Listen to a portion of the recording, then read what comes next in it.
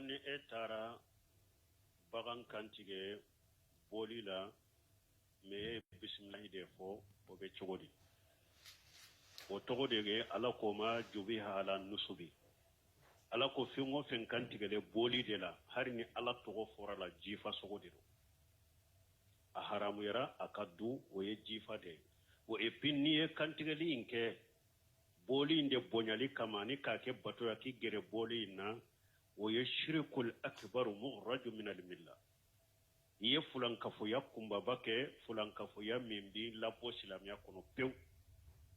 iddo na ciden ka hadisa kono lana allah man jabaha li ghayri allah ciden ko alay mo danga mo minye kantigeli ke ala tanay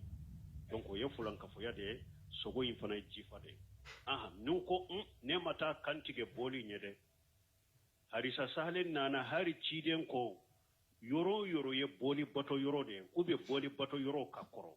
ciden ko haray kana tay ka kantigele fen daga len kantige yoro la pour u kana boli bato la bonko nyogonya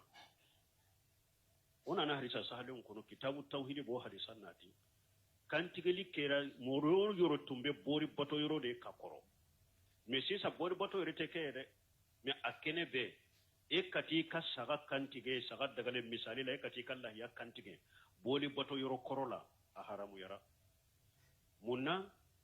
kafirun ewa fulan kafo mushrik munun tumbe boli bato ke uyi ulula dege le kala keriye kele fulana mogo bese ka trompeniye afana beta etara ka kantige le fende kantige ala yede mais ale fana be hakili be jigi korole na bese ka ta kantige le ke ni mushrik yayi donc o dia to cide nya bali har yoro minye bori bato yoro e kakoro e kana tay ka kantigeli fen daga le kantige janko kata kantigeli fen kantige bori nyerela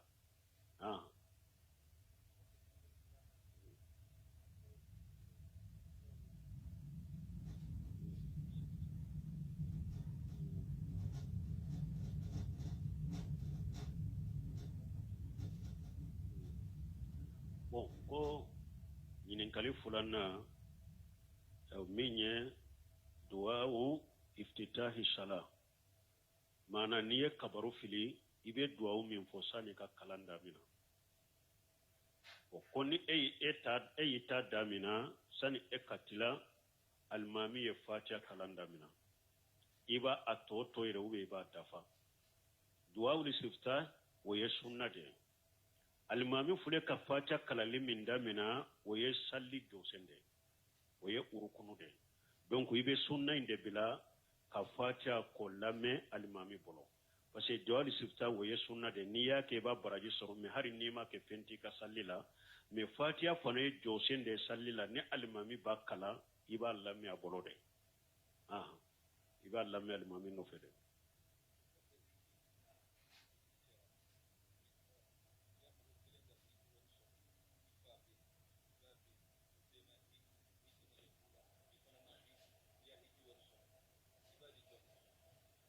bon ko hiju wakati nana asurunyana mogo mi hiju wori be e bolo me eyere ma hiji iba ma hiji fa ma hiji imode fo ikanka jombila jon kankara ta hiju la hiju wajiba eyere de ka folo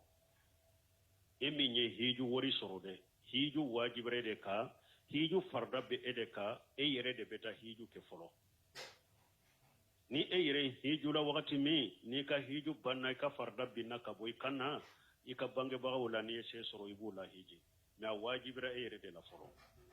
men ni eyi ka bange bago eye wori soro ibese ka hiji naye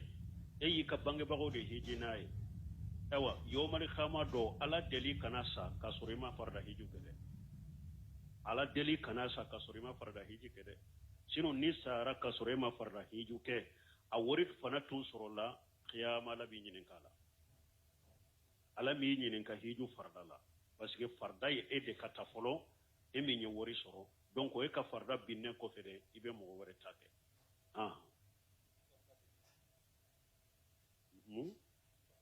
aka hakete ni nyon la ta'ata al maghlub fi ma sha'at al ghalib tanke mi nyi wori soro farda be ede kay kata hiju konni chokoroba dibinana do ala ka dimini chokoroba dimi ambe jon tambila jonye ni e kun kana cɛkɔrɔba ladimi nka ala ladimi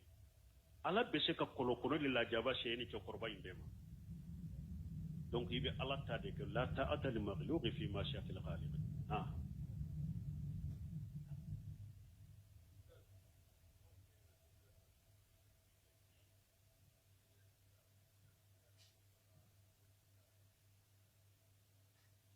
bon comme mɔgɔ min bɛ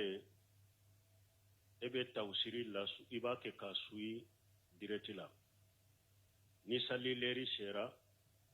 yala e bɛ sali o bɛ continuer derso de la ala ka farda de bɛ fɛn bɛɛ ɲɛ fɔlɔ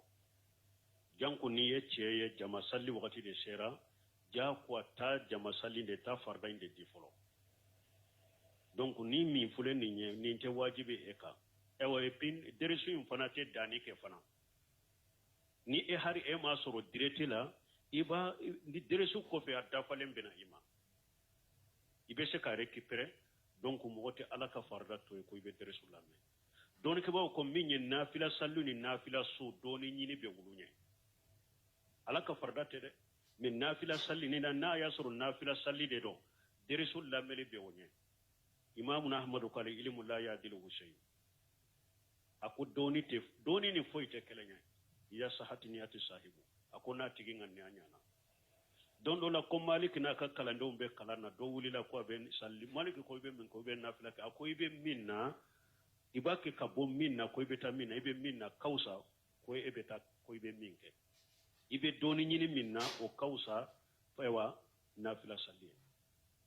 donc dɔɔni ɲini bɛ nafila salli ɲɛ dɔɔni ɲini kawusa nafila suw ɲɛ mais min ye ala ka farda ye o bɛ dɔɔni ɲini i bɛ ala ka farda de kɛ n'o wagati sera mais n'a y'a sɔrɔ nafila salliw de dɔn i bɛ se ka continuer i ka derso la parce que dɔɔni ɲinini nafa n'a fasamantiya bɛ nafila salli ɲɛ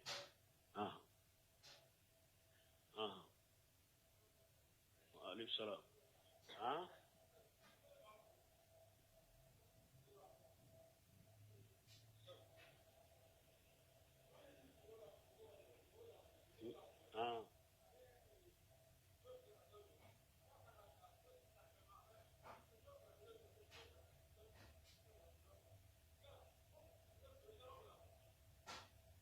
ko mɔgɔ min ye dugukolow sako bila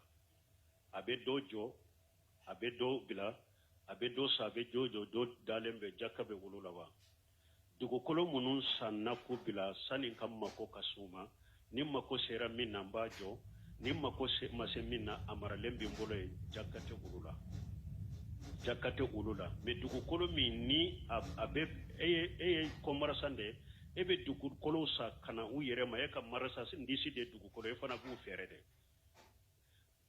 e ka kɔmarisa ye dugukolo fɛɛrɛ dɛ e bɛ dugukolo minnu sa ka na u yɛrɛ ma u b'u bolo fɛɛrɛ bolo de fana kan i ka marasa ni ka jago minɛnw de don n'i ye mɔgɔ ye don o don a ko n bɛ nin fɛ i bɛ taa yira a la n'a diyara a b'a sa olu ye marasandisi de san o san bɛ tɛmɛ u dalen na o jaka b'i kan san o san u baleri bɛ min na u b'u jaka bɔ olu bɛ komi marasandisi min bɛ bitigi la san o san i b'a jate ka jaka bɔ dugukolo minnu bɛ san ni feere bolo de kan n'a b'i bolo ko marasaya de kan jaka bɛ olu la mais dugukolo min sanna de sani mako ka s'a ma jɔli la fɛn wɛrɛ la i m'a bila sugu la i m'a bila feere bolo ka taa kɛ ka feere jaka tɛ olu la bon i ye minnu jɔ n'i ye minnu jɔ n'u y'u bila location na location min bɛ minɛ la n'u b'u lasago san yɛlɛmɛn u ye nisabe bɔ jaka bɛ location na mais du jɔlen yɛrɛ jaka t'a la mais n'i y'a bila loyer de la wari min bɛ minɛ loyer la o de bɛ mara san yɛlɛmana la ye nisabe bɔ i b'o jaka bɔ mais min jɔra tɛ jaka t'o la dugukolo min bɛ n'a tɛ feere bolo ka jaka t'o la minnu b'i bolo kɔmarasaya bolo ka jaka bɔ o de la mais tenbihu dɔ fana bɛ mɔgɔ tɛ se ka palan kɛ ala la parce que dɔ delila k'o fɔ n ye a fana ye a yɛrɛ ye wari cogo de a ko mɔgɔw dɔ bɛ ni jaka wagati nana sisan 600,000 ɲɔgɔnna 800,000 ɲɔgɔnna bɛ taa bɛɛ don dugukolo la misali la n'a ka jaka jate ye kalo kura de nin kalo in na 100,000 1,800,000 a bɛ taa bɛɛ don dugukolo la k'o ko jaka tɛ dugukolo la donc ni san yɛlɛmana a b'a fɔ ko ale ka wariw bɛ dugukolo de la a ye dugukolo sa jaka tɛ dugukolo la ni jaka wagati sera dɔrɔn a bɛ fɛɛrɛ kɛ k'a bɛ fɛɛrɛ k'a ka wari récupérer ni ɲɛ ka palan de kɛ ala la innamal amalu binniyati wa innama likulli imri ma nawa nin tɔgɔ de k'i bolila jaka de ɲɛ nin tigilamɔgɔ bolila jaka de ɲɛ ala bɛ e dɔn junubu de bɛ e la dɛ ni ne ŋaniya sugu bɛ mɔgɔ min na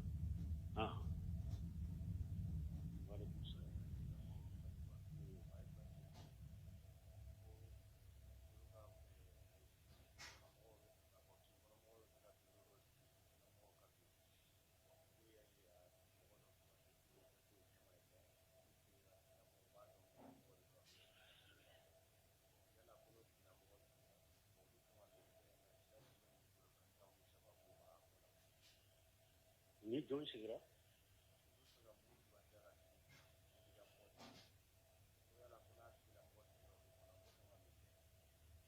bon ɲininkali nana ma cogo min ko jamakulu dɔ kɔdowara ko olu ko u b'a fɛ ka tɔn dɔ sigi ka jamakulu dɔ sigi sunna defali kama mais ko u b'a fɛ ka min kɛ ɲɛma ye k'o ye bidamɔgɔ de ko n'o kɛra ɲɛma u bɛ cogo di o tɛ sunna dɛmɛli ye tuguni o tant que n'aw k'a bɛ jama fara ɲɔgɔn kan aw taara min kɛ ɲɛma o ye bidamɔgɔ ye aw tɛ sunna defali la n'a bɛ sunna defali la sunna yɛrɛ ni bida bɛ fara ka bɔ ɲɔgɔn na de min bɛ jamana ninnu kɔnɔ k'a bɛ sunna ni bida fara ɲɔgɔn kan o tɛ se ka kɛ o la testamiw diddan sinama fula tɛ se ka fara ɲɔgɔn tasuma ni ji bɛ se ka ɲɔgɔn sɔrɔ minɛn kelen kɔnɔ wa Sheikhul Islam Ibn Taymiyyah ko n'i ye sunna sibirinya kɛlɛ kɛ yɔrɔ dɔ i ye bida dɔ de kɛ n'i ye bidiya sibirinya kɛlɛ kɛ yɔrɔ min dɔrɔn i ye sunna dɔ de kari u tɛ se ka fara ɲɔgɔn kan badan sunna ni bidiya tɛ se ka fara ɲɔgɔn kan badan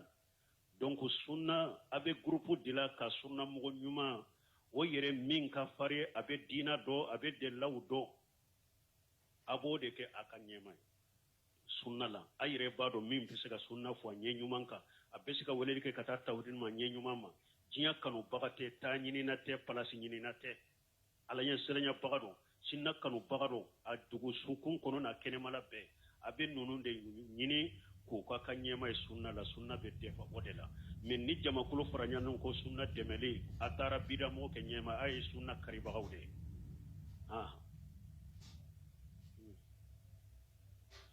wa alaikum salam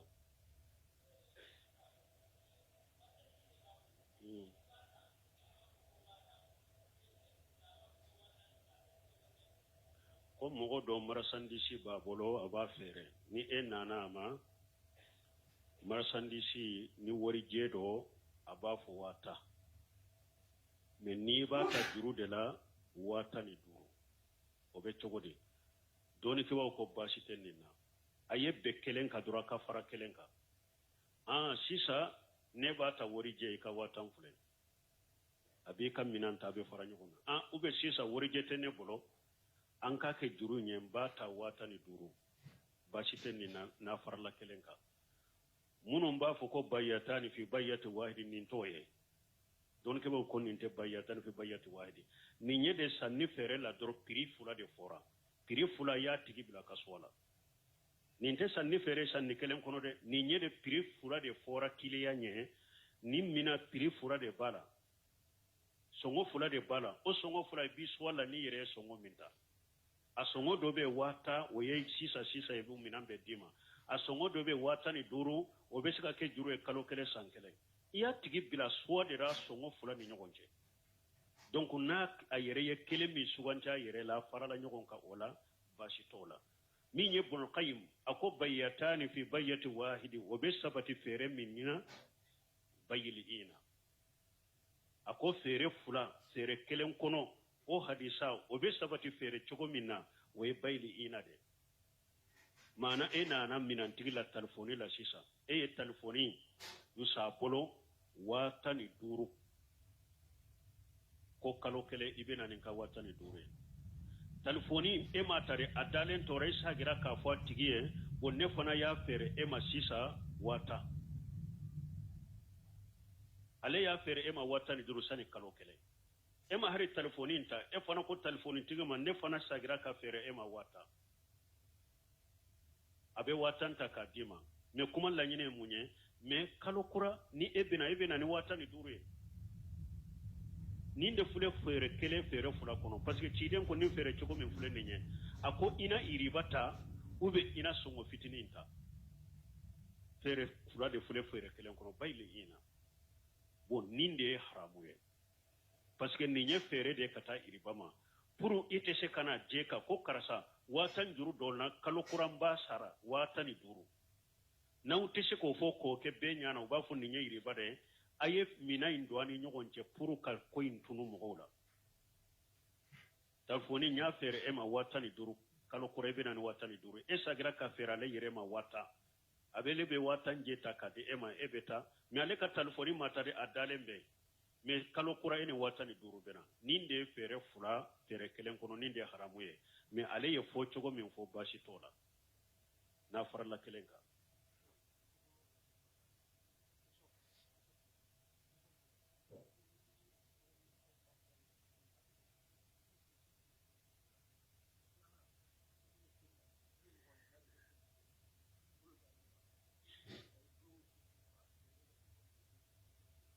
bon ko ñinen kali folo mogo munu afa fula be bakele fa kele ifani chini demuso be se ko furuwa ha imo afoni chode la afuruli dagariye e fani mimbe bakele fa kele demuso furuli dagariye e fani mimbe fa kele adogoni e fa dogoni ademuso dagara e fani mimbe bade e fa dogoni ademuso dagara e ibe se ka furu donc min nya kanyini kale fulana ko ni be salila mogo do ba fe ka kay salli nye korla tigay bolo sama ay bolo gosi katte mo be chogodi mogo ni be salila sunna do e ka sutura de kay sunna be e de kay ka sutura ke ni ya sutura ke i ka salli nye ni mogo min nana ko abe temeni ka sutura che chiden ko iko de sali akonna banna kele setane de do no ya soro ye sutura de kete min ni e ma sutura ke mogo min ni atemena inye doni ke bawo ko inye korola yede i jole sem fula be yoromi ani ni tentru duguma i tembe da yoromi kata yorola kana i sem fula la i jole o de inye korola ni sutura tila ni mogo min nana ko abe tomo yoroni ni ka sujuru yoro inde nyon che be se ka sagi me na temena o kofe haketi bolo kibi ka bolo sama katama e ma sutura ke haketi bolo ko iba sagi hakke bi bolo ka mogo sagire na ko be temene ka sutura de che ube i jole ni ma sutura ke i tenda yoro ani jole sem fula jole be yoro min na ko be na temo che ube ni be tapika na ko be na teme ka tapika wala ibe se ka sagi min ni o ta temena ka tapiko fe ube atemena ka suidu yoro ko fe haketi bolo ko ibe bolo sama ka sagi e fara to ma sutura ke